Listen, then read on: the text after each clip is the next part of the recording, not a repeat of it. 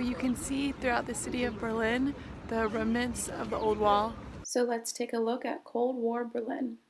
After World War II, the Soviet Union gained control of East Germany and East Berlin. Very quickly, the East Berlin economy deteriorated, so many people began moving from East Berlin to West Berlin. So in 1961 at 2 a.m., the East German government decided to build a barbed wire fence. So they got all their soldiers in at 2 a.m., built a barbed wire fence around West Berlin, and they were done by 6 a.m. And so thousands of people lost their jobs because they worked in West Berlin and commuted from East Berlin and they couldn't do it anymore. And anyway, so they had the barbed wire fence up, and then when they were building the concrete fence, behind me there's a picture of one of the East German guards that was guarding the people building the concrete fence. The protesters in West Berlin were at first insulting him, and then they could tell he looked kind of nervous, and they started cheering him on to escape. So he ran across and escaped to West Berlin. After the wall was constructed, American President Kennedy ordered 3 checkpoints to be built so military and foreign personnel could access West Berlin. Behind me is Checkpoint Charlie, which is just really Checkpoint C, but you know, in the NATO phonetic alphabet, C is Charlie. And so on this side is a picture of a Western soldier, and then on the other side there's a picture of the Eastern soldier, because it's where they crossed to get across to East Berlin. Here I am standing on the East Berlin side of the checkpoint with a picture of an East Berlin guard. Behind me is one of the subway stations that was closed because it was along the route you go for West Berlin, under East Berlin, and then back to West Berlin. And they had guards guarding this area, but then the guards started escaping. The East Berlin guards were down here and they started just jumping on the train instead of preventing the passengers from the train from getting on and off.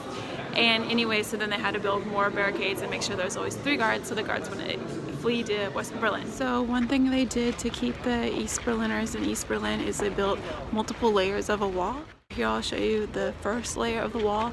Behind the first layer of the wall was a death strip. In the death strip, they put booby traps, including spikes, known as Stalin's lawn. There was also sand to show the footprints of anyone who did make it through, which would mean execution for the guard on duty. On the other side of the death strip was a second wall. Initially, this wall had barbed wire on top, but people were able to grab onto that, so they made the top smooth and round. I am at Alexanderplatz, where the East Germans built a TV tower to not really to get TV to people, but actually to prevent East Germans from watching West German TV and also to spy on people. So behind me is the Axel Springer building, which was built by someone who lived in East Germany, always hoping that Germany would be unified again. The picture is called the Balancing Act, trying to balance what you can do to unify the nation. See the TV tower behind me, which means that the first 5 minutes of my walk I was going the wrong way because I had listened to what the lady in the hotel lobby told me, but eventually I figured it out. So an hour and 10 minutes after I left the hotel, I finally made it to the East Side Gallery. Of course, I did stop and see a few things along the way. It's just a good reminder of how Berlin, how hard the 20th century was for them with the Nazi occupation and then the Soviet occupation in the east half of the city. This mural lists each of the years that the wall divided Berlin.